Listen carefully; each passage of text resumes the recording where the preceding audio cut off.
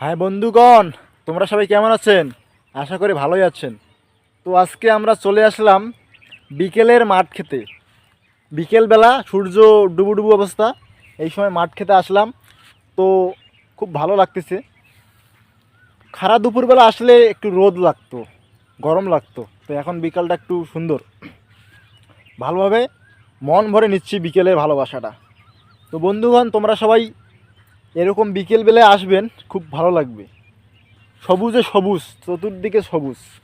হয়তো এই সবুজ বেশি দিন আর থাকবে না, যেহেতু ধান প্রায় চলে এসেছে, এই যে আর বেশি দিন থাকবে না।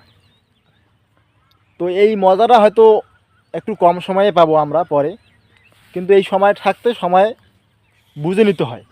তাই আমি বের হয়ে আসলাম একটু মজা নিতে, এই বিকেলের মজাটা নেওয়ার জন্য।